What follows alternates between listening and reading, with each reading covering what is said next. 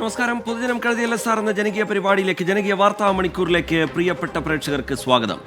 നാടിന്റെ വിവിധ ഭാഗങ്ങളിൽ മനുഷ്യർ നേരിടുന്ന പ്രശ്നങ്ങൾ ചൂണ്ടിക്കാട്ടാനും അതിന് പരിഹാരം നിർദ്ദേശിക്കാനുമുള്ള ഒരു വാർത്താ മണിക്കൂറാണ് ഇത്. പൊതുജനം കഴുതിയല്ല സാർ എന്ന ഈ പരിപാടി ഇന്ന് പ്രേക്ഷകർക്കറിയാം, ഒരു മാധ്യമം എന്ന നിലയിൽ 24-ന് കഴിയുന്നതിന്റെ പരമാവധി വാർത്താ ഇടപെടൽ ഈ വിഷയങ്ങളിൽ ഉണ്ടാകും എന്ന ഉറപ്പോടുകൂടി നമ്മൾ ആരംഭിക്കുകയാണ്. പൊതുജനങ്ങൾക്കും തത്സമയം ഈ പരിപാടിയുടെ ഭാഗമാകാൻ, പ്രതികരിക്കാനുള്ള അവസരമുണ്ട്.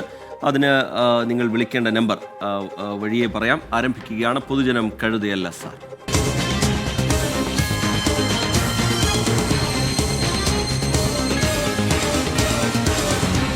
പൊതുജനം കഴുതയല്ല സാർ.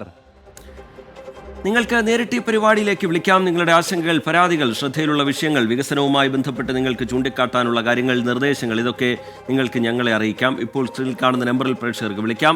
നമ്പർ ഇതാണ്: 048428300510. നിങ്ങളുടെ കൈവശം വാർത്തകളുണ്ടെങ്കിൽ, നിങ്ങളുടെ നാട്ടിൽ സമീപ പ്രദേശങ്ങളിലൊക്കെ വാർത്തയുണ്ടെങ്കിൽ അത് നിങ്ങൾക്ക് ഞങ്ങളെ അറിയിക്കാം. അത് ജനങ്ങളുടെ ഇടയിലേക്ക്, ശ്രദ്ധയിലേക്ക് വരണം, അധികൃതരുടെ ശ്രദ്ധയിലേക്ക് വരണം എന്നൊക്കെ നിങ്ങൾ ആഗ്രഹിക്കുന്നുണ്ടെങ്കിൽ നിങ്ങൾക്ക് ഉറപ്പായും ആവശ്യം ഞങ്ങളെ എഴുതി അറിയിക്കാം.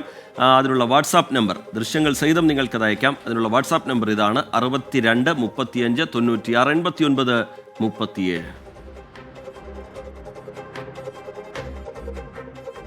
ഇനി വിശദമായ റിപ്പോർട്ടുകളിലേക്ക് നമ്മൾ കടക്കുകയാണ്. 8ാം ദിവസവും സെക്രട്ടേറിയറ്റിന് മുന്നിലെ സമരം തുടരുകയാണ് ആശാ വർക്കർമാർ. ആവശ്യങ്ങൾ അംഗീകരിക്കാതെ പിന്നോട്ടില്ല എന്ന നിലപാടിലാണ് സമരക്കാർ. ഇതിനിടെ സമരം ചെയ്യുന്ന ആശാ വർക്കർമാർക്കെതിരെ പോലീസ് കേസെടുത്തിട്ടുണ്ട്. അനധികൃതമായി സംഘം ചേരൽ, ഗതാഗത തടസ്സം സൃഷ്ടിക്കൽ എന്നീ കുറ്റങ്ങൾ ചുമത്തിക്കൊണ്ടാണ് കേസ്. കേരളത്തിലെ മുഴുവൻ ആശാ വർക്കേഴ്സിനെയും സംഘടിപ്പിച്ച് വ്യാഴാഴ്ച മഹാസംഗമം നടത്താനാണ് നിലവിൽ സമരക്കാരുടെ തീരുമാനം. ആശാ വർക്കർമാരുടെ സമരം 8 ദിവസം പിന്നിടുമ്പോഴും സർക്കാരിന് ഒരു അനക്കവുമില്ല. സമരക്കാർക്കെതിരെ കേസെടുത്ത് പ്രതിരോധിക്കാനാണ് സർക്കാരിന്റെ പുതിയ നീക്കം.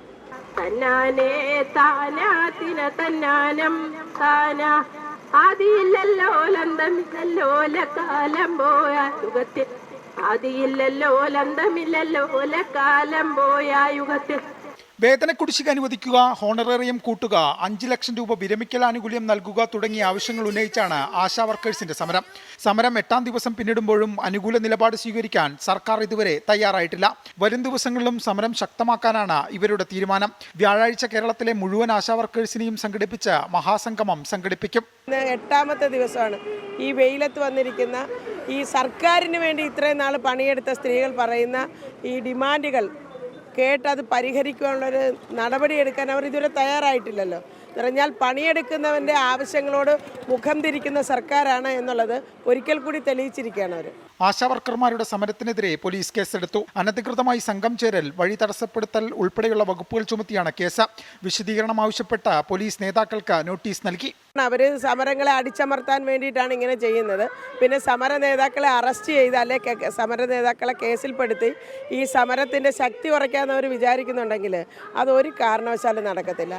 അങ്ങനെ എന്തെങ്കിലും നടപടി ഉണ്ടാവുകയാണെങ്കിൽ ഇവിടെ ഇങ്ങനെയൊന്നും ആയിരിക്കില്ല ആളുകൾ വന്നിരിക്കുന്നത്. കേരളത്തിലെ മുഴുവൻ ആശമാരും ഇവിടെ വരും. അതേസമയം ഒറ്റയ്ക്ക് തീരുമാനമെടുക്കാനാകില്ലെന്നാണ് ആരോഗ്യമന്ത്രി വീണ ജോർജിന്റെ നിലപാട്. വിഷയത്തിൽ ധനവകുപ്പിന്റെ നിലപാട് തേടിയിട്ടുണ്ട്. ധനവകുപ്പ് പച്ചക്കൊടി കാണിച്ചാൽ തുടർ നടപടികളിലേക്ക് കടക്കാനാണ് ആരോഗ്യവകുപ്പിന്റെ തീരുമാനം. കാടും മേടും ഒക്കെ കയറി മനുഷ്യരുടെ വിവരശേഖരണം നടത്തുന്നവരാണ് ഇവർ. ഇങ്ങനെ സെക്രട്ടേറിയറ്റ് പഠിക്കൽ സമരമിരുത്തുന്നത് കേരള മോഡലിന് യോജിച്ചതല്ല. ഇവരുടെ സമരം അവസാനിപ്പിക്കാൻ സർക്കാർ എത്രയും പെട്ടെന്ന് നടപടി സ്വീകരിക്കണം. ക്യാമറമാൻ രാജ് കിരണപ്പം, എ.വി. ജയശങ്കർ, 24 തിരുവനന്തപുരം. പൊതുജനം കഴുതയല്ല സാർ. വേതന കുടിശ്ശിക നൽകുക, അതുപോലെ ഓണറേറിയം വർദ്ധിപ്പിക്കുക തുടങ്ങിയ ആവശ്യങ്ങൾ ഉന്നയിച്ചുകൊണ്ടാണ് ഈ സമരം 8ാം ദിവസത്തിലും നടക്കുന്നത്. അതിനിടയിൽ പ്രേക്ഷകർക്കറിയാം, സർക്കാരിൻ്റെ ഭാഗത്തു നിന്നൊരു ചർച്ചയൊക്കെ നടന്നു. ആരോഗ്യമന്ത്രി പങ്കെടുത്ത ചർച്ചയായിരുന്നു. പക്ഷേ അത് സമവായത്തിലേക്ക് എത്താൻ കഴിഞ്ഞില്ല. മന്ത്രിക്ക് ഒറ്റയ്ക്ക് തീരുമാനമെടുക്കാൻ കഴിയില്ല. മറ്റു വകുപ്പുകളുമായി ആലോചിച്ച ശേഷം മാത്രമേ തീരുമാനമെടുക്കാൻ കഴിയൂ എന്ന് ആരോഗ്യമന്ത്രി വ്യക്തമാക്കുന്നതും പിന്നീട് ധനമന്ത്രി ആ സമരത്തെ തള്ളിക്കൊണ്ട് പ്രതികരിക്കുന്നതൊക്കെ നമ്മൾ കണ്ടു. എന്തായാലും പിന്നോട്ടില്ല, ആവശ്യങ്ങൾ അംഗീകരിക്കും വരെ സമരം തുടരും എന്നാണ് ആശാ വർക്കേഴ്സ് പറയുന്നത്. അവർക്ക് പറയാനുള്ളത് കൂടി കേൾക്കാം. ചില പ്രതികരണങ്ങളിലേക്ക് കൂടി. ഞങ്ങൾ എന്ത് വന്നാലും ഈ സമരം ഒത്തുതീർപ്പാക്കി അവർ വിടാൻ നോക്കിയാൽ നടക്കത്തില്ല. ഞങ്ങൾ ഒരു പ്രാബല്യത്തിൽ വയ്ക്കും 2-3 കാര്യങ്ങൾ പ്രാബല്യത്തിൽ പറഞ്ഞിട്ടുണ്ട്. അത് തീരുമാനമാകാതെ ഞങ്ങളുടെ ഒന്നും പോകുന്ന പ്രശ്നമേ ഇല്ല. അതിൽ ഞങ്ങൾക്ക് പ്രത്യേകിച്ചൊന്നുമില്ല. കേസ് എടുക്കട്ടെ, അറസ്റ്റ് ചെയ്യട്ടെ, എങ്ങനെയാണെങ്കിലും അവകാശങ്ങൾ ഈ പറഞ്ഞ കാര്യങ്ങൾ നേടാതെ ഇവിടുന്ന് പോകുന്ന പ്രശ്നമില്ല. നമ്മുടെ മന്ത്രിമാർ പറയുന്നുണ്ടായി ആശമാർക്ക് പൈസ എല്ലാം കൊടുത്തു എന്നാണ് പറഞ്ഞത്. പക്ഷേ നവംബർ മുതൽ ഞങ്ങൾക്ക് ഒരു പൈസയും കിട്ടിയിട്ടില്ല. 13,500 രൂപ തന്നിട്ടുണ്ട് എന്നാണ് അവർ പറഞ്ഞിട്ടുള്ളത്. എല്ലാ മാസവും 13,500 രൂപ ഞങ്ങൾക്ക് കിട്ടുന്നുണ്ടോ എന്ന് പറയുന്നു. പക്ഷേ അതിൽ ഞങ്ങൾക്ക് 13,500 രൂപ എല്ലാ മാസവും കിട്ടുന്നില്ല എന്ന് മാത്രമല്ല, നവംബർ മാസം മുതലുള്ള ഒരു പൈസ ഞങ്ങൾക്ക് കിട്ടിയിട്ടില്ല. ഞങ്ങൾ എന്തൊക്കെ അവർ കേസെടുത്താലും ഞങ്ങൾ തുടരും. ഞങ്ങളുടെ ഉദ്ദേശിച്ച കാര്യങ്ങൾ സാധിച്ചെടുക്കാതെ ഞങ്ങൾ പോവില്ല ഇവിടെ നിന്ന്. ഉറപ്പായിട്ടും പോവില്ല. ഞങ്ങൾ ഇവിടെ തന്നെ കാണും. ഐ ലീഗ് ഫുട്ബോളിൽ ജയം തേടി ഗോകുലം കേരള FC ഇന്ന് സ്വന്തം തട്ടകത്തിലിറങ്ങും. കോഴിക്കോട് കോർപ്പറേഷൻ സ്റ്റേഡിയത്തിൽ രാത്രി 7-ന് നടക്കുന്ന മത്സരത്തിൽ ഡൽഹി FC ആണ് എതിരാളികൾ. ആ മത്സരത്തിന്റെ വിശേഷങ്ങൾ കൂടി നമുക്ക് പങ്കുവെക്കേണ്ടതുണ്ട്. വിവരങ്ങളുമായി സമീർ സി മുഹമ്മദ് നമുക്കൊപ്പം ചേരുന്നുണ്ട് കോഴിക്കോട്ട് നിന്ന്. സമീർ, ഇനി മത്സരം തുടങ്ങാൻ വളരെ കുറച്ച് സമയം മാത്രമേ ബാക്കിയുള്ളൂ. എല്ലാ ഒരുക്കങ്ങളും പൂർത്തിയായി കഴിഞ്ഞിരിക്കുന്നു. എത്രത്തോളം പ്രതീക്ഷ, എത്രത്തോളം ആവേശം അവിടെ?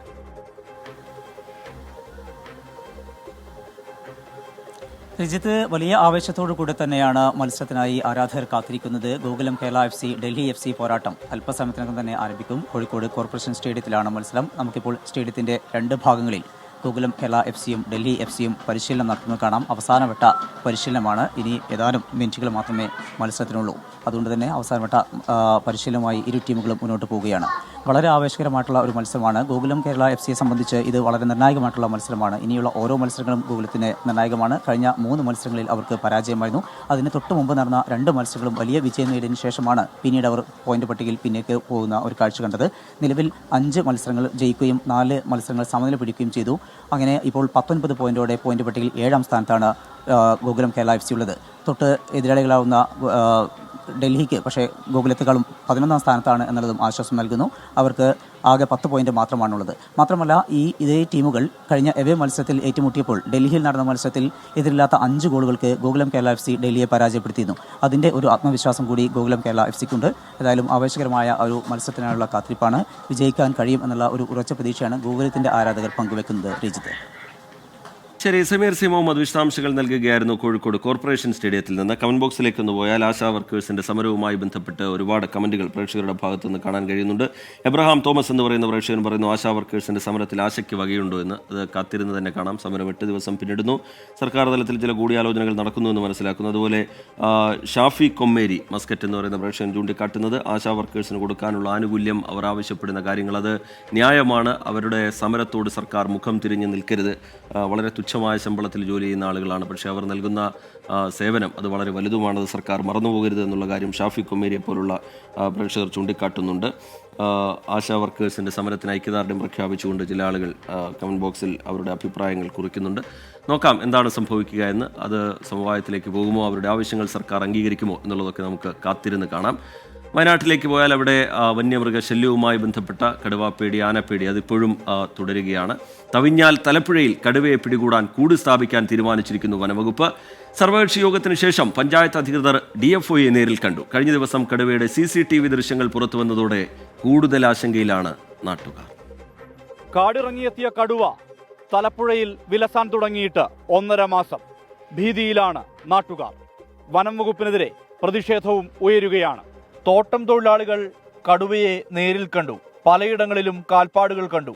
ഒടുവിൽ കഴിഞ്ഞ ദിവസം CCTVയിലും കടുവാ ദൃശ്യം വന്നു. മാനന്തവാടിയിൽ നിന്ന് കണ്ണൂരിലേക്കുള്ള പ്രധാന പാതയിലാണ് കടുവയുടെ ദൃശ്യം. ഇന്നലെ വനംവകുപ്പ് ഉദ്യോഗസ്ഥരെ ജനപ്രതിനിധികളും നാട്ടുകാരും തടഞ്ഞുവെച്ചതോടെ കൂട് എത്തിച്ചു.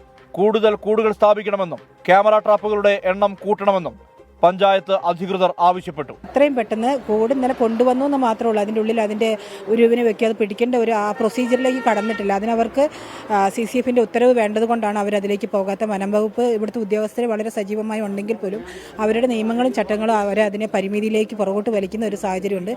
കാട്ടേരിക്കുന്ന് എന്ന പ്രദേശത്താണ് ആദ്യം കടുവയെ കണ്ടത്. കമ്പിപ്പാലം, എഞ്ചിനീയറിംഗ് കോളേജ് പരിസരം, പാൽ സൊസൈറ്റി പരിസരം, തലപ്പുഴ, ഗോദാവരി കോളനി മേഖലകളിലും പിന്നീട് കടുവാ സാന്നിധ്യം ഉണ്ടായി. ആശങ്ക ശക്തമായതോടെ തലപ്പുഴ എഞ്ചിനീയറിംഗ് കോളേജിൽ ഇന്ന് വിദ്യാർത്ഥികൾ പഠിപ്പ് മുടക്കി.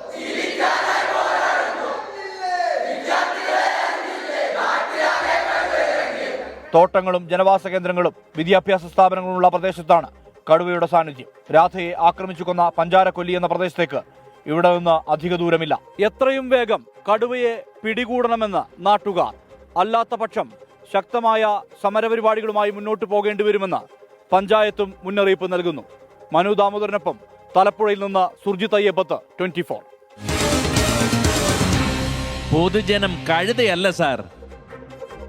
ഒരു നാട് മുഴുവൻ പേടിച്ച് ജീവിക്കാൻ തുടങ്ങിയിട്ട് കാലങ്ങൾ കുറേയായി. ജോലിക്ക് പോകാൻ കഴിയാത്ത അവസ്ഥ, കുട്ടികളെ സ്കൂളിൽ അയക്കാൻ കഴിയാത്ത അവസ്ഥ, അങ്ങനെ അവരുടെ ജീവിതം വലിയ അനിശ്ചിതത്വത്തിൽ നിൽക്കുകയാണ്. അതിനിടയിലാണ് ഈ കടുവയുടെ സാന്നിധ്യം സ്ഥിരീകരിക്കുന്നത്. കൂട് സ്ഥാപിക്കുന്നു വനംവകുപ്പ് എന്ന് പറയുന്നുണ്ടെങ്കിലും അവരുടെ ആശങ്ക പൂർണ്ണമായി ഒഴിയുന്നില്ല. വനംവകുപ്പിനെതിരെ ചില ഘട്ടങ്ങളിൽ അവർ വലിയ രീതിയിലുള്ള വിമർശനങ്ങളും ഉയർത്തുന്നത്, പ്രതിഷേധവും ഉയർത്തുന്നത് നമ്മൾ കാണുന്നുണ്ട്. വലിയ ആശങ്ക ആ പ്രദേശവാസികൾക്കുണ്ട്. അവർക്ക് പറയാനുള്ളത് എന്താണ് എന്ന് കേൾക്കാം ചില പ്രതികരണങ്ങൾ. Engineering college, government U P school, 860ഓളം കുട്ടികൾ പഠിക്കുന്ന government U P school, higher secondary school, 4 വാർഡുകൾ അതിര് പങ്കിടുന്ന തലപ്പുഴ ടൗണിൻ്റെ ആ പ്രാന്തപ്രദേശങ്ങളാണ് ഈ കടുവ നടമാടുന്നത്. അപ്പോൾ സത്യത്തിൽ വനം വകുപ്പ് കുറച്ചും കൂടിയും ഊർജ്ജസ്വലമായിട്ട് അതിനകത്ത് ഇടപെടണം. ഉന്നത വനം വകുപ്പ് ഉദ്യോഗസ്ഥർ സ്ഥലം സന്ദർശിച്ചുകൊണ്ട് കർശന നടപടിയും കാര്യങ്ങളിലേക്ക് കടക്കണം. അടിയന്തരമായി ഇതിനെ പിടികൂടുന്ന നടപടി വേണം. ഒരു കൂടാണ് വച്ചിരിക്കുന്നത്, ഒരു കൂടുകൊണ്ട് കാര്യമില്ല. ഇതിൻ്റെ വിവിധ പ്രദേശങ്ങളിൽ കാണുക, 1ൽ കൂടുതൽ കടുവകളുണ്ട് എന്നാണ് പറയുന്നത്. അപ്പോൾ കൂടുതൽ സ്ഥാപിക്കണം, കൂടുതൽ ക്യാമറകൾ സ്ഥാപിക്കണം. ആളുകൾ എല്ലാവരും പാനിക്കാണ്.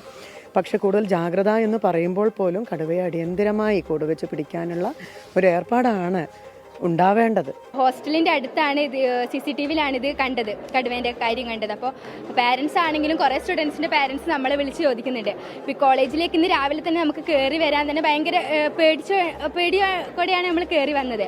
അപ്പോൾ ഇനിയുള്ള ദിവസങ്ങളിലാണെങ്കിലും നമ്മളിവിടെ സുരക്ഷിതരല്ല. സോ അതുകൊണ്ട് കോളേജിൻ്റെ ഭാഗത്തു നിന്ന് നല്ലൊരു നടപടി ഉണ്ടാവുമെന്ന് പ്രതീക്ഷിക്കുന്നു. എത്രയും പെട്ടെന്ന് ഈ കടുവേനെ പിടിച്ച് വിദ്യാർത്ഥികൾക്ക് പഠിക്കുന്നതിന് ആവശ്യമായിട്ടുള്ളൊരു സാഹചര്യം എത്രയും പെട്ടെന്ന് നടപ്പിലാക്കണം എന്നുള്ളതാണ് ഫോറസ്റ്റ് ഓഫീസർമാരോടും അതുപോലെ തന്നെ ഹയർ അതോറിറ്റീസിനോടും ഒരു റിക്വസ്റ്റായിട്ട് നിലവിൽ സൂചിപ്പിക്കാനുള്ളത്. പൊതുജനം കരുതിയല്ല സാർ എന്ന പരിപാടിയിലേക്ക് വീണ്ടും ഏറ്റവും ഒടുവിലായി പുറത്തുവരുന്ന ഒരു വിവരം, JB കോശി കമ്മീഷൻ റിപ്പോർട്ടുമായി ബന്ധപ്പെട്ട് തുടർ നടപടികൾ അവലോകനം ചെയ്തിരിക്കുന്നു മുഖ്യമന്ത്രി. നടപ്പാക്കാൻ ബാക്കിയുള്ള ശുപാർശകൾ, നിർദ്ദേശങ്ങൾ, അത് അടിയന്തരമായി നടപ്പാക്കാനുള്ള നിർദ്ദേശം മുഖ്യമന്ത്രി നൽകിയിരിക്കുകയാണ്. ക്രൈസ്തവ ന്യൂനപക്ഷത്തിൻ്റെ പ്രശ്നങ്ങൾ പരിഹരിക്കാനുള്ള കമ്മീഷനായിരുന്നു, അത് സംബന്ധിച്ച നിർദ്ദേശങ്ങൾ മുന്നോട്ട് വയ്ക്കാനുള്ള കമ്മീഷനായിരുന്നു. അത് ഈ ശുപാർശകളിൽ തുടർ നടപടികൾ ഉണ്ടാവുന്നില്ല എന്ന വിമർശനം ക്രൈസ്തവ സഭാ മേലധ്യക്ഷന്മാരടക്കം ഉയർത്തിയതാണ്. ആ പശ്ചാത്തലത്തിൽ മുഖ്യമന്ത്രി അതിൻ്റെ വിലയിരുത്തൽ നടത്തുന്നു എന്നുള്ള കാര്യം പ്രധാനവുമാണ്. അടുത്ത റിപ്പോർട്ടിലേക്ക് നമ്മൾ പോകുന്നു. പെരുന്നാട് CITU പ്രവർത്തകൻ ജിതിൻ്റെ കൊലപാതകത്തിലെ പ്രതികളിൽ ഒരാളായ നിഖിലേഷ് CITU പ്രവർത്തകനെന്ന് അമ്മ മിനി. ടിപ്പർ ലോറി ഉടമയായ മകൻ നിഖിലേഷ് ബിസിനസ് ആവശ്യത്തിനാണ് സംഘടനയിൽ ചേർന്നത്. വിഷയത്തിന് രാഷ്ട്രീയ ബന്ധമില്ല എന്നും മിനി പറഞ്ഞു. എൻ്റെ കുഞ്ഞ് ഇന്ന് വരെ വയസ്സ് 30 ഒരു രാഷ്ട്രീയത്തിൽ ഇന്ന് വരെ അവൻ പോയിട്ടില്ല. പിന്നെ CITUവിൻ്റെ ടിപ്പർ അസോസിയേഷൻ ഉണ്ട്, അതിനകത്തിൽ അവൻ പോകുമായിരുന്നു. അതായത് കല്ലെടുക്കാൻ ചെല്ലുമ്പോൾ അവിടെ അവർക്ക് മുൻഗണന കിട്ടണമെന്നുള്ള ഒരു ഇതിൽ അവിടെ പെരുന്നാട്ടിലെ CITUക്കാർ, ടിപ്പർ അസോസിയേഷൻകാർ മാത്രം അവിടെ പോകുമായിരുന്നു. അങ്ങനെ 1-2 പ്രാവശ്യം അവരവിടെ വണ്ടി ഇട്ടിട്ട് അവിടെ ഇരുന്നിട്ടുണ്ട് അവർക്ക് കല്ല് കിട്ടാൻ ആദ്യം വേണ്ടിയിട്ട്. അങ്ങനെ ഒരു CITU അസോസിയേഷനിൽ മാത്രമേ പോയിട്ടുള്ളൂ. അല്ലാതെ പഠിക്കുന്ന കാലത്ത് ഒരു പാർട്ടിയിലും പോകത്തില്ല. ഇല്ല ഒരു ആരുടെയും കൂടെ പോകത്തില്ല, RSSകാരുടെയും കൂടെ പോകത്തില്ല, ഒരു പാർട്ടിക്കാരുടെയും കൂടെ അവൻ പോകത്തില്ല. 7ാം പ്രതി മിഥുൻ DYFI മടത്തുമൂഴി യൂണിറ്റ് സെക്രട്ടറിയും 4ാം പ്രതി സുമിത്ത് എക്സിക്യൂട്ടീവ് കമ്മിറ്റി അംഗവുമായിരുന്നു. എന്നാൽ മുൻ RSS പ്രവർത്തകർ DYFIയിൽ ചേർന്നതാണെന്നും ഏതാനും മാസമേ പ്രവർത്തിച്ചിട്ടുള്ളൂ എന്നും DYFI ജില്ലാ നേതൃത്വം പ്രതികരിക്കുന്നുണ്ട്. ശ്രീകുമാരൻ പത്തനംതിട്ടയിൽ നിന്ന് വിവരങ്ങളുമായി ചേരുന്നു. ഇത് രാഷ്ട്രീയ കൊലപാതകമാണ്, പിന്നിൽ RSS ആണ് എന്ന CPM വിമർശനം, അതിനിടയിൽ പുറത്തുവരുന്ന ഈ വിവരങ്ങൾ എന്താണ് അതിൻ്റെ വിശദാംശങ്ങൾ? ഇതിൽ പ്രതികളുടെ കുടുംബങ്ങളുടെ പ്രതികരണമാണ് ഇപ്പോൾ പുറത്തു വരുന്നത്. നേരത്തെ തന്നെ CPIM നേതാക്കൾ വ്യക്തമാക്കിയിരുന്നു ഈ മുൻ DYFI പ്രവർത്തകർ ഇതിലുണ്ട്. അതിൽ അവർ RSSൽ പ്രവർത്തിച്ചിരുന്ന ആളുകളായിരുന്നു ചിലർ. അവർ പിന്നീട് DYFIയിൽ വന്നു, പിന്നീട് അങ്ങ് തിരിച്ച് RSSലേക്ക് പോയി എന്ന ഒരു വിശദീകരണമായിരുന്നു DYFI CPIM നേതാക്കൾ വിശദീകരിച്ചിരുന്നത്. ഇപ്പോൾ അഖിലേഷിന്റെ അമ്മ മിനി പറയുന്നത് മകൻ ഒരു രാഷ്ട്രീയ പാർട്ടിയിലും പ്രവർത്തിച്ചിട്ടില്ല, പ്രത്യേകിച്ച് RSSൽ അത്തരത്തിലൊരു മെമ്പർഷിപ്പോ അല്ലെങ്കിൽ അങ്ങനെ ഒരു രാഷ്ട്രീയ പാർട്ടിയിലും ഒരു മെമ്പർഷിപ്പ് ഇല്ല. മറ്റ് തരത്തിൽ സ്കൂൾ പഠനകാലം മുതൽ മറ്റ് രാഷ്ട്രീയ പ്രവർത്തനങ്ങളൊന്നുമില്ല. ഒരു ടിപ്പർ ഉണ്ടായിരുന്നു, ടിപ്പർ ഉടമയായിരുന്നു. കോറിയിൽ കല്ലെടുക്കാൻ ചെല്ലുമ്പോൾ അതിന് മുൻഗണന കിട്ടാൻ വേണ്ടി ടിപ്പർ അസോസിയേഷൻ CITUവിൽ അംഗത്വം എടുത്തിട്ടുണ്ട്. അല്ലാതെ മറ്റ് രാഷ്ട്രീയ പാർട്ടികളിലൊന്നും തന്നെ സംഘടനാപരമായ ഭാരവാഹിത്വം ഒന്നും ഉണ്ടായിരുന്നില്ല. ഒരു ആളെ പോലും നോവിക്കാത്ത ആളാണ് തന്റെ മകനെന്നും അമ്മ മിനി പറയുന്നു. പ്രതിയുടെ അമ്മയുടെ വാക്കുകളാണ്. എന്തായാലും ഈ ഒരു ഘട്ടത്തിൽ CPIM നേതാക്കൾ വിശദീകരിക്കുന്ന നേരത്തെ പറഞ്ഞതുപോലെ തന്നെ ശരി. ശ്രീകുമാരൻ പത്തനംതിട്ടയിൽ നിന്ന് വിശദാംശങ്ങൾ നൽകുകയായിരുന്നു. അടുത്ത റിപ്പോർട്ടിലേക്ക് കടക്കാനുള്ള സമയമായിരിക്കുകയാണ്. കുടിവെള്ളത്തിനായി വലയുകയാണ് വൈപ്പിനിലെ പല പ്രദേശങ്ങളും. കുടിവെള്ളക്ഷാമം പരിഹരിക്കുന്നതിന് ടാങ്കുകൾ പണിതു. എന്നാൽ ഉദ്ഘാടനം കഴിഞ്ഞ് വർഷങ്ങൾ കഴിഞ്ഞിട്ടും ടാങ്ക് പ്രവർത്തന സജ്ജമായിട്ടില്ല.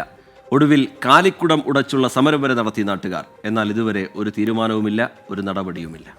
ഞങ്ങൾക്ക് വെള്ളം വേണം, ഞങ്ങൾക്ക് എന്തെല്ലാം പറഞ്ഞാലും ഞങ്ങൾക്ക് വെള്ളം വേണം. ഞങ്ങൾക്ക് അതാണ് മെയിനാണ്. ഞങ്ങൾക്ക് ചോറും കഞ്ഞിയല്ല ആവശ്യം, ഞങ്ങൾക്ക് ഉടുക്കണ തുണികൾ വരെ ഞങ്ങൾക്ക് തിരുമ്മി കൊടുക്കണം. പുഴയെ കൊണ്ടായിട്ടൊന്നും തിരുമ്മാൻ പറ്റില്ല. ഞങ്ങൾക്ക് അതെങ്ങനെയെങ്കിലും ഞങ്ങൾക്ക് കുടിവെള്ളം കിട്ടണം. ഞങ്ങൾക്ക് അത് മാത്രമേ ഞങ്ങൾക്ക് സങ്കടമുള്ളൂ. ഇത് വൈപ്പിൻ പ്രദേശത്തെ മുഴുവൻ ആളുകളുടെയും ശബ്ദമാണ്. കുടിവെള്ളത്തിനു വേണ്ടിയുള്ള ശബ്ദം. വൈപ്പിനിലെ പല പ്രദേശങ്ങളും കുടിവെള്ളമില്ലാതെ ദുരിതത്തിലാണ്. ഞാറയ്ക്കൽ, മുരിക്കുംപാടം പ്രദേശങ്ങൾ ഉദാഹരണം മാത്രം. വെള്ളമെടുക്കണമെങ്കിൽ കിലോമീറ്ററുകൾ നടക്കണം. പൊതുപൈപ്പുകളിൽ വെള്ളം വരുന്നത് ഒന്നരാടം മാത്രം. വെള്ളം പലപ്പോഴും വരുന്നത് നട്ടുച്ചയ്ക്ക്. ഒരു വെയിലത്ത് വെള്ളമെടുക്കാൻ പോണം.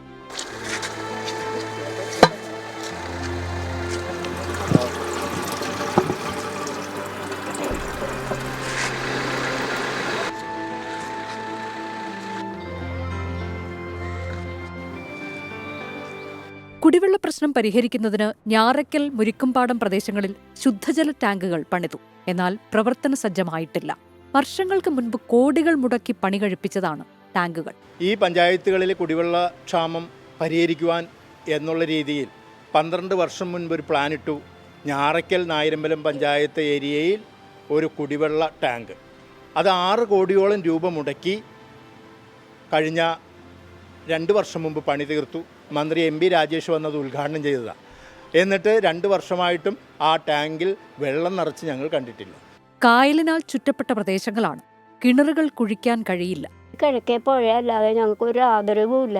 ആ വെള്ളമാണെങ്കിൽ എടുത്ത് മുഖം കഴുകാൻ പറ്റൂല. ഈ അണ്ട വെള്ളമാണ് വന്ന് കിടക്കണത്.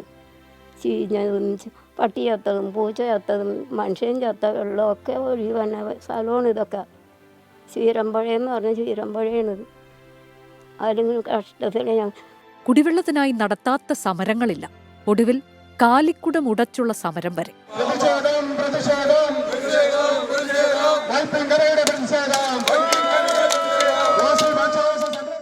ഇന്നും ഇന്നലെയും തുടങ്ങിയുള്ള കാത്തിരിപ്പല്ല, വർഷങ്ങളായുള്ള കാത്തിരിപ്പാണ്. അത് മറ്റൊന്നിനും വേണ്ടിയല്ല, കുടിക്കാൻ ഒരു തുള്ളി വെള്ളത്തിനായാണ്. ഈ കണ്ണുനീർ ഇനിയെങ്കിലും അധികൃതർ കാണണം. ക്യാമറമാൻ മാഹിൻ ജാഫർക്കൊപ്പം ആൻമരിയ സണ്ണി, 24 കൊച്ചി. പൊതുജനം കഴുതയല്ല സാർ. ജനപ്രതിനിധികൾക്ക് മുമ്പിൽ ഉൾപ്പെടെ കാലങ്ങളായി അവർ ഈ പ്രശ്നം പറഞ്ഞിട്ടുള്ളതാണ്, ഈ ആവശ്യം മുന്നോട്ട് വെച്ചിട്ടുള്ളതാണ്. പക്ഷേ വൈകാതെ പരിഹരിക്കാം എന്നുള്ള ഉറപ്പിനപ്പുറത്തേക്കൊന്നും കിട്ടിയില്ല എന്നുള്ളതാണ് അവർ പറയുന്നത്. ഇനി കുടിവെള്ളത്തിനായി എന്ത് ചെയ്യും എന്നാണ് അവരുടെ ചോദ്യം. എന്താണ് ഇനി, ഏത് വാതിലാണ് മുട്ടേണ്ടത് എന്നുള്ള ചോദ്യമാണ് പ്രദേശവാസികൾ ചോദിക്കുന്നത്. ശുദ്ധജല ടാങ്കുകൾ പണിതിട്ട് പോലും അതിന് പരിഹാരമില്ലാത്ത നിലയിൽ അത് തുടരുകയും ചെയ്യുന്നു. എന്താണ് അവർക്ക് പറയാനുള്ളത്? ചില പ്രതികരണങ്ങൾ കൂടി കാണാം. ഒന്നാമത്തെ ഒരു വെള്ളം കിട്ടണില്ല ഞങ്ങൾക്ക്. ആ മുതിര വെച്ചിട്ടും വെള്ളം വന്നില്ല. ഇപ്പോൾ രാവിലെ തുടങ്ങി പിടിച്ചിട്ട് ആ വെള്ളം കിട്ടുകയാണത്. ഇനി വൈകുന്നേരം നമ്മളൊക്കെ ഉച്ചയാകുമ്പോഴൊക്കെ നിന്നും പോകും. പിന്നെ ഭയങ്കര ബുദ്ധിമുട്ടാണ്. ഇത്രയല്ല, ഭയങ്കര ബുദ്ധിമുട്ടാണ്. പിന്നെ എവിടെയെങ്കിലും പോയി കൊണ്ടുവരാണെങ്കിൽ അവിടെ ഒന്നും വെള്ളം ഇല്ല. ഉള്ളത് പുഴയാണ്, അത് ഉപ്പും വെള്ളമാണ്. പിന്നെ പോകണമെങ്കിൽ ആർക്കെ പോകണം. അല്ലാണ്ട് ഇവിടെ ഒന്നും കിട്ടാനൊരു വഴിയുമില്ല. വന്ന വെള്ളം സ്ഥിരമായിട്ട് വരുന്നില്ല. ഒന്നരാടൊന്നും പറയണ്ട. പക്ഷേ ചില സമയത്ത് ഒട്ടും ഉണ്ടാവില്ല. അപ്പോൾ ഭയങ്കര പാടാണ് ഞങ്ങൾക്ക്. ഈ ഒരു വെള്ളം കൊണ്ടല്ലേ പുറത്തു പോയി കൊണ്ടുവരാനുള്ള പാടുമില്ല. വെള്ളത്തിന് ഭയങ്കര ബുദ്ധിമുട്ടാണ്. ഇവിടെ ഒന്നരാടല്ലേ വെള്ളം വരുന്നത് വെച്ചാൽ എനിക്ക് തോന്നുന്നു ഒരു 12 മണി കഴിയുമ്പോഴാണ് ഇത്രച്ച തുള്ളി വെള്ളം വരുന്നത്. അത് രാവിലെ എല്ലാ ആൾക്കാരും വെള്ളം പിടിക്കുമല്ലോ. പിന്നെ ഇപ്പോൾ മിനിയാന്ന് ഒന്നരാടം വന്ന മിനിയാന്ന് ആ ചേച്ചിക്കൊന്നും ഒരു തുള്ളി വെള്ളം കയറില്ല, ഞങ്ങൾക്കും വെള്ളം കയറില്ല. ഞങ്ങളിങ്ങനെ അവിടെ പോയി ഇങ്ങനെ ക്യൂ നിൽക്കും. എന്നിട്ട് ഇപ്പോൾ വെള്ളം എടുത്തോട്ട് കാക്കോടം വെള്ളം കിട്ടില്ല. അപ്പോഴേക്കും തിന്നല്ല, വെള്ളം നിന്നു. ഭയങ്കര ബുദ്ധിമുട്ടല്ലേ. ഒരു നല്ല വെള്ളം കൂടാതെ നമുക്കൊരു പെരുമാറും ചീത്ത വെള്ളം കിട്ടണ്ടേ. അതുപോലെയുള്ളൂ. ഇവിടെ കുഴിക്കാൻ പറ്റില്ല, പുഴയുള്ളത് കൊണ്ടിട്ട് ഉപ്പ് വെള്ളമാണ്.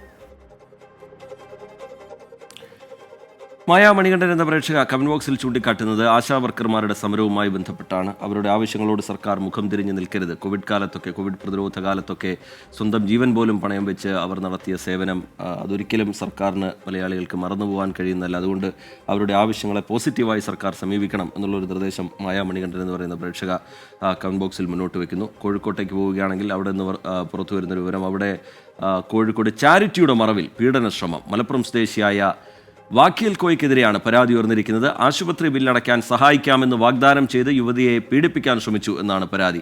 നടക്കാവ് പോലീസ് പെൺകുട്ടിയുടെ മൊഴിയെടുത്തിട്ടുണ്ട്. രാഹുൽ സുരേഷ് വിവരങ്ങളുമായി ചേരുന്നുണ്ട് കോഴിക്കോട്ട് നിന്ന്. രാഹുൽ, എന്താണ് ഈ പരാതി? പോലീസിന്റെ തുടർ നടപടി എന്താണ് രാഹുൽ? റീജിത്ത്, ശസ്ത്രക്രിയ കഴിഞ്ഞ് ബില്ലടയ്ക്കാൻ പണമില്ലാത്തതിനാൽ ഇരയായ പെൺകുട്ടിയുടെ അച്ഛൻ കുറച്ച് ദിവസമായി കോഴിക്കോട്ടെ ആശുപത്രിയിൽ കഴിയുകയായിരുന്നു. ഈ കുടുംബത്തിന് സഹായം അഭ്യർത്ഥിച്ചുകൊണ്ടുള്ള വാർത്തകൾ സമൂഹ മാധ്യമങ്ങളിലൂടെ ഉൾപ്പെടെ പുറത്തു വന്നു. ഈ നമ്പർ കൈക്കലാക്കിയ ശേഷമാണ് മലപ്പുറം സ്വദേശിയായിട്ടുള്ള വാഖീദ് ഖോയ ഈ പെൺകുട്ടിക്ക് നേരെ പീഡന ശ്രമം നടത്തിയത്. ഈ പരാതിയിൽ പറയുന്നത് അനുസരിച്ച് ഈ യുവാവ് കോഴിക്കോട് എത്തിയ ശേഷം സഹായം വാഗ്ദാനം ചെയ്ത് കാറിൽ കയറ്റി കൊണ്ടുപോയി. അതിനുശേഷം പീഡിപ്പിക്കാൻ ശ്രമിച്ചു എന്നാണ് പരാതിയിൽ പറയുന്നത്. നടക്കാവ് പോലീസിലാണ് പരാതി നൽകിയത്. പെൺകുട്ടിയുടെ മൊഴി രേഖപ്പെടുത്തിയ ശേഷം നടക്കാവ് പോലീസ് കേസ് എടുത്തിട്ടുണ്ട്. BNS ആക്ടിലെ 75, 78 വകുപ്പുകൾ പ്രകാരമാണ് നടക്കാവ് പോലീസ് ഇപ്പോൾ മലപ്പുറം സ്വദേശിയായിട്ടുള്ള വാഖീദ് കോയക്കെതിരെ കേസെടുത്തിട്ടുള്ളത്. പ്രതിയെ അറസ്റ്റ് ചെയ്യുന്നത് ഉൾപ്പെടെയുള്ള നടപടിക്രമങ്ങളിലേക്ക് പോകുമെന്നാണ് പോലീസ് ഈ ഘട്ടത്തിൽ പറയുന്നത്. അതേസമയം ആശുപത്രിയിൽ ഉണ്ടായിരുന്ന ഇരയായ പെൺകുട്ടിയുടെ അച്ഛൻ ആശുപത്രി വിടുകയും ചെയ്തിട്ടുണ്ട്. രാഹുൽ സുരേഷ് വിവരങ്ങൾ നൽകുകയായിരുന്നു കോഴിക്കോട്ട്. ഇന്ന് പാലക്കാട് കാട്ടുപന്നിയുടെ ആക്രമണത്തിൽ 6 വയസ്സുകാരിക്ക് പരിക്കേറ്റു എന്ന വിവരം പുറത്തുവരുന്നുണ്ട്. തച്ചമ്പാറ, മുതുക്കുറിശി, ഉഴുന്നുപറമ്പ്, നരിയമ്പാടം സ്വദേശി പ്രാർത്ഥനയ്ക്കാണ് പരിക്കേറ്റത്. സഹോദരിയെ സ്കൂൾ ബസ്സിലേക്ക് കയറ്റി അമ്മ ബിൻസിക്കൊപ്പം തിരികെ വരുന്നതിനിടെ പന്നി ആക്രമിക്കുകയായിരുന്നു. നിഖിൽ പ്രമേഷ് വിവരങ്ങളുമായി ചേരുന്നുണ്ട് പാലക്കാട്ട് നിന്ന്. നിഖിൽ, എന്താണ് സംഭവിച്ചത്? നിഖിൽ, റീജിത്ത്, ഇന്ന് രാവിലെ ഈ കുട്ടിയെ സ്കൂൾ ബസ്സിലേക്ക് ആക്കിയ ശേഷം, മൂത്ത സഹോദരിയെ സ്കൂൾ ബസ്സിലാക്കിയ ശേഷം തിരികെ വരുമ്പോഴാണ് ഈ 6 വയസ്സുകാരിയെയും അമ്മയെയും കാട്ടുപന്നി ആക്രമിക്കുന്ന സാഹചര്യം ഉണ്ടായത്. അമ്മയുടെ കയ്യിലുണ്ടായിരുന്ന കുട്ടിയെ ഇടിച്ചു തെറിപ്പിക്കുകയും താഴെ വീണ കുട്ടിയെ കാട്ടുപന്നി ആക്രമിക്കുകയുമായിരുന്നു. ഈ കീർത്തന എന്ന കുട്ടിയെ സ്കൂൾ ബസ്സിലേക്ക് കയറ്റി മടങ്ങുന്നതിനിടയിലാണ് പ്രാർത്ഥനയ്ക്ക് കാട്ടുപന്നിയുടെ ആക്രമണത്തിൽ പരിക്കേൽക്കുന്ന സാഹചര്യം ഉണ്ടായത്. ബിൻസി എന്ന അമ്മയുടെ കയ്യിലുണ്ടായിരുന്ന കുട്ടിയെ പന്നി വന്ന് ഇടിച്ചതിനെ തുടർന്ന് കുട്ടി തെറിച്ചു വീഴുകയും താഴെ വീണ കുട്ടിയെ ആക്രമിക്കുകയായിരുന്നു എന്ന് അമ്മ ബിൻസി പറഞ്ഞു. ഈ പ്രദേശവാസികൾ ചേർന്ന് ബിൻസിയെയും കുഞ്ഞിനെയും തച്ചമ്പാറയിലുള്ള സ്വകാര്യ ആശുപത്രിയിൽ പ്രവേശിപ്പിച്ചു. കുട്ടിയുടെ ഇടത്തെ കാലിൽ 2 ഇടങ്ങളിലായി മുറിവേറ്റിട്ടുണ്ട്. അതോടൊപ്പം തന്നെ തലയിലും കുട്ടിക്ക് മുറിവേറ്റിട്ടുണ്ട്. മുതുകുറിശി KVLP സ്കൂളിലെ UKG വിദ്യാർത്ഥിയാണ് പ്രാർത്ഥന. പ്രദേശത്ത് വന്യമൃഗങ്ങളുടെ ശല്യം കാരണം സ്വസ്ഥമായി ജീവിക്കാൻ കഴിയാത്തൊരു സാഹചര്യമാണ് ഉള്ളത് എന്നുള്ളതാണ് പ്രദേശവാസികൾ പറയുന്നത്. രാത്രിയിലും പകലും ഈ പന്നി ശല്യം, അതോടൊപ്പം തന്നെ കുരങ്ങിന്റെ ശല്യവും രൂക്ഷമാണ് എന്നും പ്രദേശവാസികൾ പറയുന്നുണ്ട്. കഴിഞ്ഞ ദിവസവും സമീപ പ്രദേശമായ തെക്കുംപുറത്ത് കാട്ടുപന്നി ഇടിച്ച് നിയന്ത്രണം വിട്ട ബൈക്കിടിച്ച് 2 കുട്ടികൾക്ക്, അർച്ചന, ശ്രീജിത്ത് എന്നീ 2 പേർക്ക് പരിക്കേൽക്കുന്ന സാഹചര്യം ഉണ്ടായിരുന്നു. അടിയന്തരമായി ഈ വന്യമൃഗ ശല്യത്തിന് പരിഹാരം കാണണമെന്നുള്ള ആവശ്യമാണ് പ്രദേശവാസികൾ ഉന്നയിക്കുന്നത്.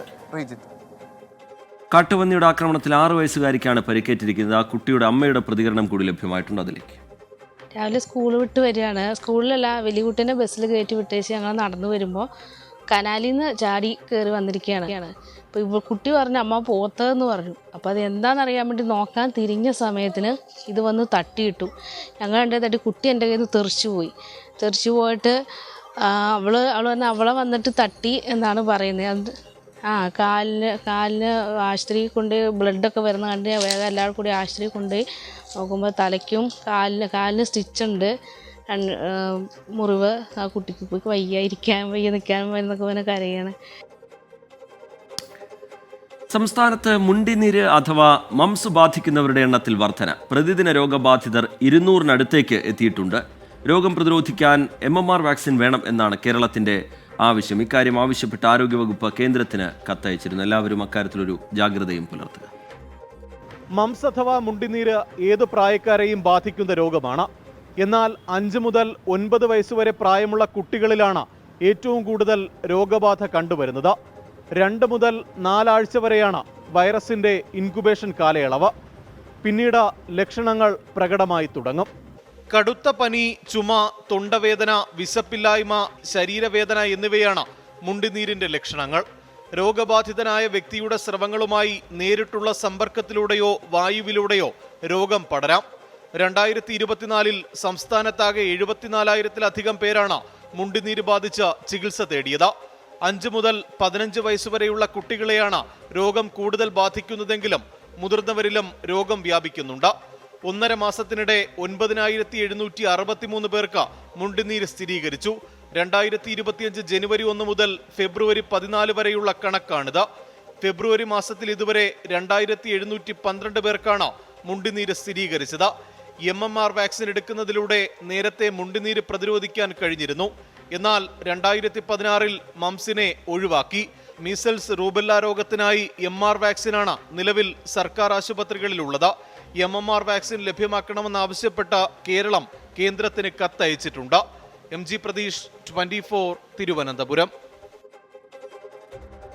മാജി രാജേഷ് എന്ന് പറയുന്ന ഒരു പ്രേക്ഷക കമന്റ് ചൂണ്ടിക്കാട്ടുന്നത് ഈ വൈപ്പിനിലെ കുടിവെള്ള പ്രശ്നവുമായി ബന്ധപ്പെട്ടുള്ള റിപ്പോർട്ട് കണ്ടു. നേരത്തെയും അവിടെയുള്ള പ്രതിസന്ധികൾ നമ്മൾ തന്നെ വാർത്തയാക്കിയിരുന്നല്ലോ എന്നുള്ള കാര്യം. ഉറപ്പായും നേരത്തെയും അവിടെയുള്ള കുടിവെള്ള പ്രശ്നവുമായി ബന്ധപ്പെട്ടുള്ള വിഷയം അത് എത്രത്തോളം രൂക്ഷമാണ് എന്നുള്ള കാര്യം നമ്മൾ വാർത്തയാക്കുകയും അത് അധികൃതർക്ക് മുമ്പിലേക്ക് വെക്കുകയും ഒക്കെ ചെയ്തിട്ടുള്ളതാണ്. പക്ഷേ ആ വിഷയത്തിനൊരു പരിഹാരമുണ്ടായിട്ടില്ല. ആ പശ്ചാത്തലത്തിൽ ഒരിക്കൽ കൂടി അധികൃതരുടെ ശ്രദ്ധയിലേക്ക് ആ റിപ്പോർട്ട് വെക്കുകയാണ്.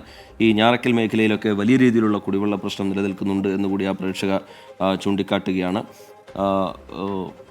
മിനി ബാബു എന്ന് പറയുന്ന പ്രേക്ഷകർ ചൂണ്ടിക്കാട്ടുന്നത് ആനയുടെ ആക്രമണം, കടുവയുടെ ആക്രമണം, അതിനിടയിൽ കാട്ടുപന്നിയുടെ ആക്രമണവും പതിവാകുന്നുണ്ടോ എന്നുള്ളതാണ്. ഇന്നിപ്പോൾ പാലക്കാട്ട് നിന്നാണ് അത്തരത്തിലൊരു വിവരം പുറത്തു വന്നത്. നേരത്തെ കഴിഞ്ഞ 2 ദിവസം മുമ്പ് മലപ്പുറത്ത് നിന്നാണ് എന്നാണ് എൻ്റെ ഓർമ്മ, ഈ സ്കൂൾ വിദ്യാർത്ഥികൾക്ക് നേരെയും കാട്ടുപന്നിയുടെ ആക്രമണം ഉണ്ടായി എന്നുള്ള വിവരം പുറത്തു വന്നിരുന്നു. വന്യമൃഗങ്ങൾ കൂട്ടത്തോടെ നാട്ടിലിറങ്ങുകയാണോ? വനംവകുപ്പിൻ്റെ ഭാഗത്ത് നിന്ന് കാര്യക്ഷമമായ ഇടപെടലുകൾ പ്രതീക്ഷിക്കുന്നുവെന്ന് ജോസ്വിൻ ജോസഫിനെ പോലുള്ള പ്രേക്ഷകർ കൂടി കുറിക്കുന്നുണ്ട്. അതുകൂടി പ്രേക്ഷകരുടെ ശ്രദ്ധയിലേക്ക് പെടുത്തുകയാണ്. ഒരുപാട് വിഷയങ്ങളുമായി ബന്ധപ്പെട്ടുള്ള കമൻറ്റുകൾ കാണാൻ കഴിയുന്നുണ്ട്. നമ്മുടെ സമയത്തിനനുസരിച്ച് അത് പ്രേക്ഷകർക്ക് മുമ്പിലേക്ക് വായിക്കുകയും ചെയ്യാം. ഇനി കാസർഗോട്ടേക്ക് പോകുന്നു. കാസർഗോഡ് ജില്ലാ പഞ്ചായത്തിന് മുന്നിലെ എൻഡോസൾഫാൻ ശില്പത്തെ ചൊല്ലി ശില്പി കാനായി കുഞ്ഞിരാമനും ജില്ലാ പഞ്ചായത്തും തമ്മിലുള്ള തർക്കം തുടരുകയാണ്. ശില്പത്തിൻ്റെ നിർമ്മാണം അവസാനിക്കും മുമ്പേ മുഖ്യമന്ത്രിയെ കൊണ്ട് ഉദ്ഘാടനം ചെയ്യിക്കാൻ ജില്ലാ പഞ്ചായത്ത് ഒരുങ്ങുന്നതാണ് ശില്പിയെ ചൊടിപ്പിച്ചിരിക്കുന്നത്. അമ്മയും കുഞ്ഞും ശില്പത്തിന്റെ അവസാനവട്ട മിനുക്കുപണികൾ നടക്കുകയാണ്. 19 വർഷം മുൻപാണ് കാസർഗോഡ് ജില്ലാ പഞ്ചായത്തിന് മുന്നിൽ ശില്പി കാനായി കുഞ്ഞിരാമൻ എൻഡോസൾഫാൻ ദുരിതബാധിതരുടെ പ്രതീകമായ അമ്മയും കുഞ്ഞും ശില്പത്തിൻ്റെ നിർമ്മാണം ആരംഭിച്ചത്. ആദ്യഘട്ട നിർമ്മാണം പൂർത്തിയായതോടെ ഫണ്ട് നിലച്ചു. ഇതോടെ നിർമ്മാണവും തടസ്സപ്പെട്ടു. ഇപ്പോൾ വർഷങ്ങൾക്കിപ്പുറം തടസ്സങ്ങൾ നീങ്ങി നിർമ്മാണ പ്രവർത്തനങ്ങൾ ആരംഭിച്ചു. പക്ഷേ ശില്പത്തിൻ്റെ ഉദ്ഘാടന സമയത്തെ ചൊല്ലി കാനായി കുഞ്ഞിരാമനും ജില്ലാ പഞ്ചായത്തും തമ്മിൽ ഇപ്പോഴും തർക്കം തുടരുകയാണ്. ശില്പി കാനായി കുഞ്ഞിരാമൻ 66-ാം വയസ്സിലാണ് കാസർഗോഡ് ജില്ലാ പഞ്ചായത്ത് വളപ്പിലെ ശില്പനിർമ്മാണം ആരംഭിച്ചത്. എൻഡോസൾഫാൻ ദുരിതബാധിതരുടെ വേദനയും കണ്ണീരും അടയാളപ്പെടുത്തുക എന്ന ലക്ഷ്യത്തോടെ ജില്ലാ പഞ്ചായത്തിൻ്റെ സഹായത്തോടെയാണ് ശില്പത്തിൻ്റെ നിർമ്മാണം. അനന്തതയിലേക്ക് നോക്കി നിൽക്കുന്ന അമ്മയുടെ കയ്യിൽ 2 കുഞ്ഞുങ്ങളുടെ ദൈന്യതയാർന്ന മുഖം ശില്പത്തിലൂടെ ആവിഷ്കരിക്കുകയായിരുന്നു ഉദ്ദേശം. 20 ലക്ഷം രൂപ ചെലവ് കണക്കാക്കിയാണ് കാസർഗോഡ് ജില്ലാ പഞ്ചായത്ത് ശില്പം നിർമ്മിക്കാൻ തീരുമാനിച്ചത്. 2006-ലും 2011-ലുമായി ശില്പനിർമ്മാണത്തിനായി ആകെ 40 ലക്ഷം രൂപ അനുവദിച്ചെങ്കിലും നിർമ്മാണം എങ്ങും എത്തിയില്ല. ഇതുവരെ 43.61 ലക്ഷം രൂപ നിർമ്മാണത്തിനായി ചെലവഴിച്ചു. സിമൻറ്റും ഇഷ്ടികയും മണലും ചേർത്ത് 40 അടി ഉയരത്തിലുള്ള ശില്പനിർമ്മാണത്തിന് ഒരു വ്യവസ്ഥയുമില്ലാതെയാണ് പണം നൽകുന്നതെന്ന് ജില്ലാ പഞ്ചായത്തിൻ്റെ ഓഡിറ്റ് റിപ്പോർട്ടിൽ വിമർശനമുണ്ടായി. ഇതോടെയാണ് നിർമ്മാണ പ്രവൃത്തികൾ വേഗത്തിലാക്കി ഉദ്ഘാടനം നിർവഹിക്കാൻ ജില്ലാ പഞ്ചായത്ത് തീരുമാനിക്കുന്നത്. എന്നാൽ ശില്പത്തിൻ്റെ മിനുക്കുമണികൾ കഴിയാതെ ഉദ്ഘാടനം നടത്താൻ കഴിയില്ലെന്ന കടുത്ത നിലപാടിലേക്ക് കാനായി കുഞ്ഞിരാമൻ മാറി. ഈ മാസം 23-ന് മുഖ്യമന്ത്രിയെ കൊണ്ട് ഉദ്ഘാടനം ചെയ്യിപ്പിക്കാൻ കഴിയുമെന്ന ജില്ലാ പഞ്ചായത്തിൻ്റെ പ്രതീക്ഷ അതോടെ അവസാനിച്ചു. 23-ാം തീയതി ചെയ്യാം എന്നാണ് ആദ്യഘട്ടം അദ്ദേഹം പറഞ്ഞിരുന്നു. പക്ഷേ കുറച്ചും കൂടെ ഫിനിഷിംഗ് പ്രവൃത്തികൾ അത്രയും അത് അദ്ദേഹത്തിൻ്റെ ശില്പത്തിൻ്റെ ഒരു പ്രത്യേകത എന്ന് പറഞ്ഞാൽ ഫിനിഷിംഗ് വളരെ നിർബന്ധമായി നല്ല രീതിയിൽ ചെയ്യണമെന്ന് നിർബന്ധം പിടിക്കുന്നൊരു കലാകാരനാണ് കാനായി. ലോക പ്രശസ്ത ശില്പി എന്ന രീതിയിൽ തന്നെ അദ്ദേഹത്തിന് എല്ലാവിധ സപ്പോർട്ടും ഞങ്ങൾ കൊടുക്കുന്നുണ്ട്. ഈ ഫെബ്രുവരി 23-ന് ആയില്ലെങ്കിലും മാർച്ച് അവസാനമാകുമ്പോഴേക്കും നമുക്കത് കംപ്ലീറ്റ് ചെയ്യാൻ പറ്റുമെന്ന് അദ്ദേഹം പറഞ്ഞിട്ടുണ്ട്. 2 മാസത്തിനകം ശില്പനിർമ്മാണം പൂർത്തിയാക്കാനാണ് ഇപ്പോഴത്തെ നീക്കം. ഇതിനായി ഇനിയും 10 ലക്ഷം രൂപ ചെലവ് കണക്കാക്കുന്നുണ്ട്. കരാർ പ്രകാരം 2023 മാർച്ച് 31-നകം പൂർത്തീകരിക്കേണ്ട ശില്പനിർമ്മാണത്തിൽ കാലതാമസമുണ്ടായത് ജില്ലാ പഞ്ചായത്തിൻ്റെ പിടിപ്പുകേടാണെന്ന് പ്രതിപക്ഷ പാർട്ടികളും ആരോപിക്കുന്നു. ശില്പിയെ ബോധ്യപ്പെടുത്താതെ തിടുക്കത്തിലൊരു ഉദ്ഘാടനത്തിന് തയ്യാറെടുക്കുന്നത് തീർത്തും ജനാധിപത്യത്തിന് ഭൂഷണമല്ല എന്ന് പറയുന്നു. അതും ഒരു ജനാധിപത്യം എന്നും കെട്ടിഘോഷിക്കുന്നവരാണ് ഞങ്ങൾ എന്ന് പറയുന്ന ഒരു ഇടതുപക്ഷ സർക്കാരും അല്ലെങ്കിൽ അതുമായി ബന്ധപ്പെട്ട ജനപ്രതിനിധികൾ ഭരിക്കുന്ന ജില്ലാ പഞ്ചായത്തായാലും. ആദ്യഘട്ടത്തിൽ തുറസായ സ്ഥലത്ത് ഏവർക്കും കാണാനാകുന്ന രീതിയിൽ ശില്പം നിർമ്മിക്കാനായിരുന്നു തീരുമാനം. എന്നാൽ അടുത്ത കാലത്തായി ശില്പത്തിന് സമീപത്ത് 3 നില കെട്ടിടം പണിതതോടെ കാഴ്ച മറഞ്ഞു. ശില്പത്തിൻ്റെ ഭംഗിക്ക് മങ്ങലേൽപ്പിച്ച ജില്ലാ പഞ്ചായത്തിൻ്റെ നടപടിയെയും കാനായി കുഞ്ഞിരാമൻ വിമർശിക്കുന്നുണ്ട്. ഈ മാസം 23-ന് മുഖ്യമന്ത്രി പിണറായി വിജയനെ കൊണ്ട് ഈ ശില്പത്തിൻ്റെ ഉദ്ഘാടനം നിർവഹിക്കുമെന്നായിരുന്നു ജില്ലാ പഞ്ചായത്ത് ആദ്യം തീരുമാനിച്ചിരുന്നത്. എന്നാൽ അവസാനവട്ട മിനുക്കുപണികൾ കഴിഞ്ഞതിന് ശേഷം മാത്രമേ ഉദ്ഘാടനത്തിന് സമ്മതിക്കൂ എന്ന നിലപാടിലാണ് ശില്പി കാനായി കുഞ്ഞിരാമൻ. രജീഷ് കരുവള്ളൂരിനൊപ്പം അരുൺ പാറയ്ക്കൽ, 24 കാസർഗോഡ്. പൊതുജനം കഴുതയല്ല സാർ. കോട്ടയം പാലായിൽ നിന്ന് ഒരു അപകടത്തിന്റെ വാർത്ത പുറത്തുവരുന്നു. പാലാ പൊൻകുന്നം റോഡിൽ വാഹനങ്ങളുടെ കൂട്ടിയിടി. കടയത്തിന് സമീപമാണ് 3 കാറുകൾ അപകടത്തിൽപ്പെട്ടത്. നിയന്ത്രണം വിട്ട ഫോർച്യൂണർ കാർ മറ്റ് 2 കാറുകളിലും ഒരു ബൈക്കിലും ഇടിക്കുകയായിരുന്നു. ടോബി ജോൺസൺ വിവരങ്ങളുമായി കോട്ടയത്ത് നിന്ന് ചേരുന്നുണ്ട്. ടോബി, എന്താണ് ഈ അപകടത്തിന് കാരണം? ആർക്കെങ്കിലും പരിക്കുണ്ടോ ടോബി? TK, ഏകദേശം 5:30 കൂടിയാണ് ഈ അപകടം നടന്നത്. പാലാ പൊൻകുന്നം റൂട്ടിൽ കടയത്തിന് സമീപത്ത് വെച്ചായിരുന്നു ഈ അപകടം ഉണ്ടായത്. നിയന്ത്രണം വിട്ട ഫോർച്യൂണർ കാർ മറ്റ് 2 കാറുകളിൽ ഇടിക്കുകയും ഒരു ബൈക്ക് യാത്രക്കാരനെയും ഇടിച്ചു എന്നാണ് നമുക്ക് അവിടുന്ന് ലഭിക്കുന്ന വിവരം. ഈ അപകടത്തിൽ 6 പേർക്ക്, ഒരു കുട്ടിയടക്കം 6 പേർക്ക് പരിക്കേറ്റിട്ടുണ്ട്. പക്ഷേ ഇവരുടെ പരിക്കുകൾ ഗുരുതരമല്ല എന്നുള്ള വിവരമാണ് ലഭിക്കുന്നത്. ഉടൻ തന്നെ നാട്ടുകാർ എത്തി ഇവരെ ആശുപത്രിയിലേക്ക് മാറ്റി. തുടർന്ന് ഏറെ നേരം ആ പ്രദേശത്ത് ഗതാഗത തടസ്സവും നേരിട്ടു. അതിനുശേഷം ഫയർഫോഴ്സ് എത്തി വാഹനങ്ങൾ മാറ്റിയതിനു ശേഷമാണ് ഗതാഗതം പുനഃസ്ഥാപിച്ചത്. എന്തായാലും നിലവിൽ ആരുടെയും നില ഗുരുതരമല്ല എന്നുള്ള ഒരു വിവരം തന്നെയാണ് നമുക്ക് ലഭിക്കുന്നത്. TK. ശരി, ടോബി ജോൺസൺ കോട്ടയത്ത് നിന്ന് വിശദാംശങ്ങൾ നൽകുകയായിരുന്നു. ഇടവേളയിലേക്ക് പോകാനുള്ള സമയമാണ്. അതിനു മുമ്പ് കോഴിക്കോട്ട് നിന്ന് പുറത്തു വരുന്ന ഒരു വിവരം കൂടി അറിയിക്കാം. അതൊരു കായിക വിശേഷമാണ്. ഐ ലീഗ് ഫുട്ബോളുമായി ബന്ധപ്പെട്ടാണ്. ഗോകുലം കേരള FC 1 ഗോളിന് പിന്നിലാണ്. ഡൽഹി FC വേണ്ടി 3-ാം മിനിറ്റിൽ ഗോയറിയാണ് ഗോൾ സ്വന്തമാക്കിയിരിക്കുന്നത്. പൊതുജനം കഴുതിയല്ല സാർ എന്ന പരിപാടിയിലേക്ക് വീണ്ടും കമന്റ് ബോക്സിലേക്ക് ഒരിക്കൽ കൂടി പോവുകയാണെങ്കിൽ ഈ കുടിവെള്ള പ്രശ്നവുമായി ബന്ധപ്പെട്ടുള്ള വിഷയങ്ങളിൽ അത് ഏതൊക്കെ പ്രദേശങ്ങളിലാണ് എന്നുള്ളത് മനസ്സിലാക്കി അതൊരു വാർത്താ പരമ്പര എന്നുള്ള നിലയിൽ ആ വിഷയത്തിൽ സമഗ്രമായൊരു ഇടപെടൽ 24-ന്റെ ഭാഗത്ത് നിന്ന് ആവശ്യമുണ്ട്. ഇനി വേനലൊക്കെ കടക്കാൻ പോകുന്ന പശ്ചാത്തലത്തിൽ എന്നുള്ള നിർദ്ദേശം ചില പ്രേക്ഷകർ മുന്നോട്ട് വയ്ക്കുന്നുണ്ട്. അവരുടെ പേര് ഞാൻ വിട്ടുപോയി, മുകളിൽ കമൻറ്റുകൾ വായിച്ചു പോകുന്നതിനിടയിൽ കണ്ടതാണ്. ഉറപ്പായും അത് ഗൗരവത്തോടു കൂടി തന്നെ നമുക്ക് പരിശോധിക്കാവുന്നതാണ്. ഗിരീഷ് കുമാർ എന്ന് പറയുന്ന പ്രേക്ഷകൻ ചൂണ്ടിക്കാട്ടുന്നത് ഷീലാ സണ്ണിക്ക് നീതി ഉറപ്പാക്കും വരെ 24-ന്റെ ഇടപെടൽ ഉണ്ടാകണം എന്നുള്ള നിർദ്ദേശമാണ്. ആ കേസുമായി ബന്ധപ്പെട്ടുള്ള വാർത്തകൾ നിരന്തരമായി നമ്മുടെ ബുള്ളറ്റിനുകളിൽ ഇടം പിടിക്കുന്നുണ്ട്. മറ്റൊന്ന്, മുണ്ടിനീരുമായി ബന്ധപ്പെട്ട് എല്ലാവരും ഒരു ജാഗ്രത പുലർത്തണം എന്നുള്ള നിർദ്ദേശം ഒരുപാട് പ്രേക്ഷകർ, അത് ഈ കേസുകളുടെ എണ്ണം കൂടി വരുന്നു എന്നുള്ള റിപ്പോർട്ടിന് പിന്നാലെ ഒരുപാട് പ്രേക്ഷകർ അത്തരത്തിലുള്ള കമൻറ്റുകൾ അറിയിക്കുന്നുണ്ട്. അങ്ങനെ വലിയ രീതിയിൽ ആശങ്കപ്പെടേണ്ട അസുഖമൊന്നുമല്ല. കേസുകൾ കൂടുന്നുണ്ടെങ്കിലും ഒരു ജാഗ്രത നമ്മുടെ ഭാഗത്തുനിന്ന് വേണം എന്നുള്ളത് സത്യം തന്നെയാണ്.